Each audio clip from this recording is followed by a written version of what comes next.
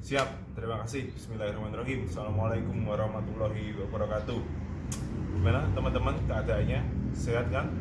Oke, jangan lupa kita tetap olahraga. Ini masih jam segini, jam berapa ini? Setengah satu, jam satu nih. Habis selesai olahraga. Jadi kita setiap hari harus olahraga ya, jangan lupa ya. Meskipun kita work from home, yang terpenting kita harus stay safe. Jangan lupa untuk selalu olahraga minimal 1 hari 20 menit. Itu yang pertama pesannya. Oke, baik, pada video kali ini Mas Tejo akan mencoba untuk menjawab beberapa pertanyaan. Yang pertama itu pertanyaannya bagaimana cara organisasi agar tetap efektif dan juga efisien meskipun ada work from home. Terus yang kedua, bagaimana membuat komunikasi dan controlling sumber daya manusia agar tetap teman-teman itu agar tetap terkontrol dan gak gabut kan di rumahan. Terus yang kedua, tips dan trik membuat dan menjalankan proker saat work from home. Jadi ketiga pertanyaan ini yang paling penting adalah tugas dari seorang ketua atau tugas dari seorang pemimpin dari organisasi tersebut. Jadi ketika ada keadaan seperti ini, ada pengalihan program kerja dan juga ada libur yang tidak diinginkan ataupun ada program kerja yang sudah ditata dan lain sebagainya akan tetapi tidak bisa berjalan, maka kontribusi yang terpenting adalah kontribusi dari ketua. Bagaimana seorang pemimpin atau bagaimana diri kita pemimpin itu harus mampu menerapkan sebuah kebijakan, peraturan kebijakan, yaitu peraturan kebijakan itu dibuat atau digunakan ketika ada suatu keadaan genting. Nah, ini kan keadaan genting. Nah, bagaimana sebuah program kerja yang sudah dirakerkan, yang sudah dirapat kerjakan itu untuk diubah? Apakah boleh, Mas, merubah program kerja? Boleh, karena ketika rapat kerja itu semuanya itu hanya rencana, bukan sesuatu yang harus dilakukan. Itu hanya sebuah rencana. Ketika prakteknya itu berbeda itu tidak masalah. Yang terpenting ketika prakteknya itu berbeda, tetapi kebermanfaatannya itu tetap sama, yaitu untuk mahasiswa, untuk masyarakat, dan untuk khalayak umum. Yang penting tidak untuk kepentingan pribadi kita. Jadi nggak masalah.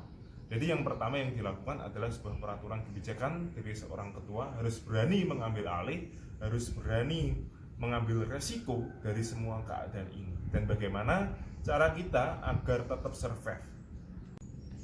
Oke, terima kasih. Yang pertama, jadi agar kita itu tetap survive di dalam menjalankan program kerja adalah seseorang ketua atau teman-teman semuanya itu harus berani mengalihkan program kerja di bulan Maret ketika pandemi, di bulan April, Mei, atau mungkin ya jangan sampai Juni, itu harus dialihkan untuk didistribusikan kepada masyarakat. Apa yang didistribusikan? Dananya itu. Gimana caranya? Jangan sampai dana tersebut didistribusikan dalam bentuk uang, akan tetapi dalam bentuk kebutuhan masyarakat pada saat ini, gitu ya.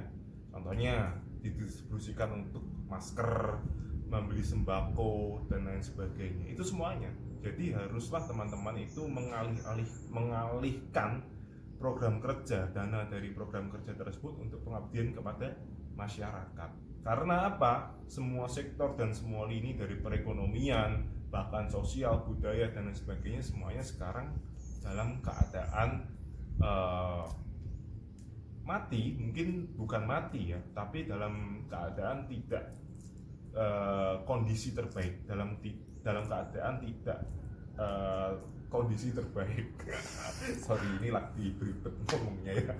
Oke, jadi haruslah dialihkan untuk pengabdian masyarakat dan juga bagaimana juga membuat komunikasi dan controlling itu untuk agar tetap efektif meskipun work from home. Jadi gini, teman-teman jangan sampai ketika organisasi itu ada keadaan seperti ini, jangan sampai di dalam grup itu sepi dan lain sebagainya. Nah, inilah tugas ketua, tugas kepala departemen dan lain sebagainya, tugas dari beberapa BPH, badan pengurus harian dari organisasi tersebut untuk terus memikirkan bagaimana anggota dan juga bagaimana organisasi ini untuk tetap survive, ya kan?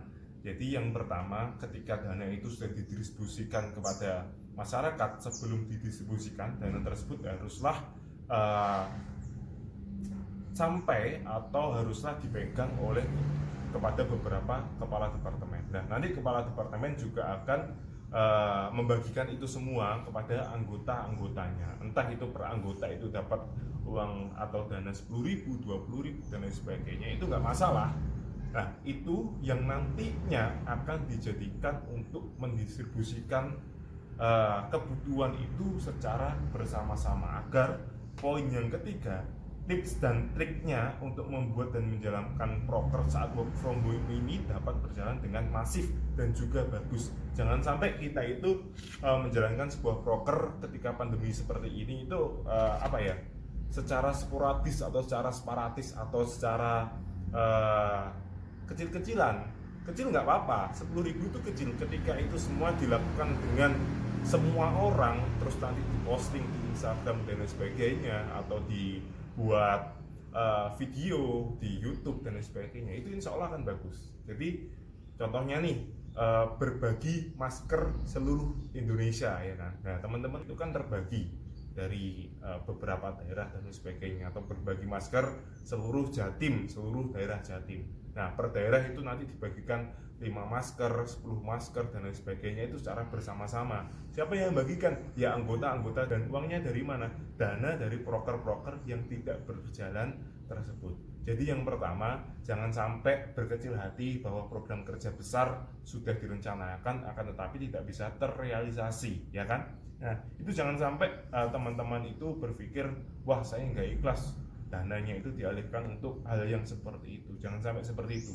Jadi yang pertama, kita itu tidak membutuhkan ego dari seorang diri kita. Yang kita butuhkan adalah bagaimana cara kita itu untuk tetap bermanfaat bagi sekitarnya, ya kan? Jadi memang ketika membuat program kerja atau memiliki ego secara pribadi itu ada hal yang wajar, adalah sebuah keistimewaan yang dimiliki mahasiswa, sebuah kebebasan dalam berpendapat yang dimiliki mahasiswa. Tapi kebebasan mahasiswa di dalam berpendapat, di dalam melakukan semua hal dan lain sebagainya itu ada sebuah batasan. Apa batasannya? Yaitu adalah batasannya ketika program kerja tersebut dilakukan, tetap dilakukan, itu akan mengganggu sebuah keamanan, akan mengganggu sebuah ketertiban umum, atau akan menambah wabah ini menjadi crowded. Jadi jangan sampailah sebuah program kerja yang sudah direncanakan, adanya sebuah program kerja mengumpulkan orang banyak dan sebagainya, tetap dilaksanakan ketika keadaan seperti ini. Jadi jangan sampai itu dilakukan, dan teman-teman tetap memiliki sebuah batasan untuk melaksanakan semuanya itu, yaitu batasannya ialah jangan sampai teman-teman ketika melakukannya itu menyalahgunakan ketertiban umum. Nah, bener nggak ini semua? Nanti kita akan bahas lagi selanjutnya. Oke, terima kasih. Dalam sesi yang kedua ini kita bersama Mas Rizky, seorang yang pemilik warung bakso. Kita ibaratkan warung bakso ini adalah organisasi, ya. Oke, jadi ini pemiliknya, ini pemimpin dari organisasi warung bakso ini. Ini baksonya, ini juga baksonya.